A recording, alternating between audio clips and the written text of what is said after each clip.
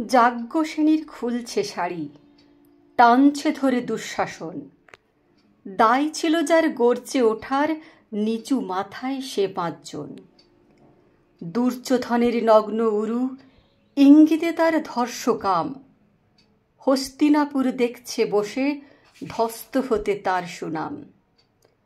অন্ধরাজা সিংহাসনে, আর্ত চেঁচান বৌমা তার। নিজের দলের নির্যাতনে সব রাজা হন নির্বিকার। কর্ণ বসে হাসছে হাহা, রাজার দলের লোক তো সে। শর্তবিহীন সমর্থনেই তাবতে আরাম সুখ বসে। ভীষ্ম দ্রোণ কৃপ নীরব, সরকারি লোক হাজার হোক। রাজার কথাই তোমার কথা, তুমি যখন রাজার লোক। খল শকুনে দেখছে সবই, বস্তুত সে ধ্বংস চায়। ঘরের মাটি লাল হয়ে যাক দেশ বিভাগের যন্ত্রণায়। সুশীল সভায় ঘটছে যখন রাজ অপরাধ জঘন্য, ঠিক তখনই তার বিরোধে চেঁচিয়ে ওঠেন বিকর্ণ।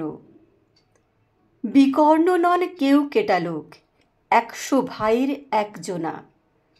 তেমন করে এর আগে কেউ তার কথাটাই জানত না।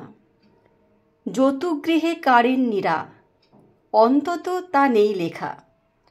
ভীমকে যখন বিষ খাওয়ালো, তখনও তার নেই দেখা।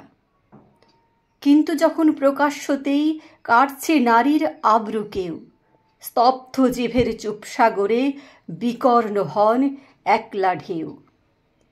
চেঁচিয়ে ওঠেন রাজার কুমার, যুবরাজের বিরুদ্ধেই।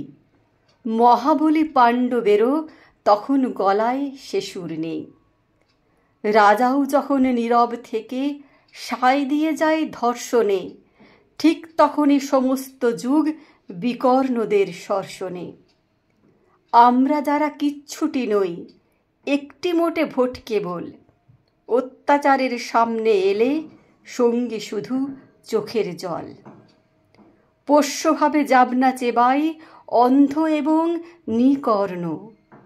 প্রার্থনা থাক আমরা যেন একবার হই বিকর্ণ। প্রার্থনা থাক আমরা যেন একবার হই বিকর্ণ।